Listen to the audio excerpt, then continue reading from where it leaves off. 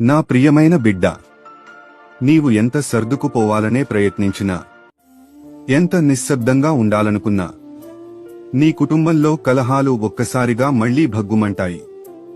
నీ మనసులో నువ్వు అడుగుతావు, నేను ప్రయత్నిస్తున్నాను కాని ఎందుకు శాంతి రావడం లేదు అని. బిడ్డ, ఇది నీ తప్పు కాదు. ఇది నీ స్వభావం వల్ల కాదు. నీవు చేసిన పొరపాటు వల్ల కాదు. ఇది సాతాను చేసే పని.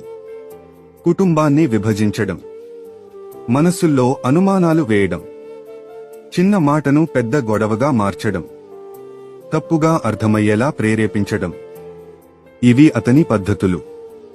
కానీ విను బిడ్డ, సాతాను ప్రయత్నిస్తున్నంతకంటే ఎక్కువగా నేను నీ ఇంట్లో పనిచేస్తున్నాను.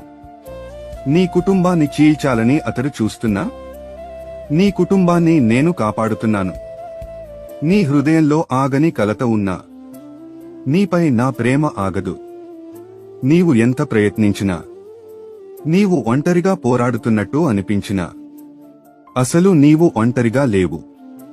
నిన్ను కాపాడే చేయి నీ చేతిని పట్టుకుని ఉంది. ఆ చేయి నాదే. కొన్నిసార్లు నీ ఇంట్లో ఏదో అర్థం కాని ఉద్రిక్తత వస్తుంది. మాటలు చిన్నవైనా గాయాలు పెద్దవవుతాయి. అది సాతాను నెట్టుడు అని గ్రహించు. నీ ఇంట్లో ప్రేమను ఆపేయాలని అతడు ప్రయత్నిస్తాడు. కాని గుర్తుపెట్టుకో, అతడు వేరుపు తెచ్చాలనుకుంటాడు. నేను కలుపుతాను. అతడు కోపం రేపాలనుకుంటాడు. నేను ప్రేమను నింపుతాను. అతడు నిరాశ పెట్టాలనుకుంటాడు. నేను ధైర్యం పోస్తాను. బిడ్డా విను.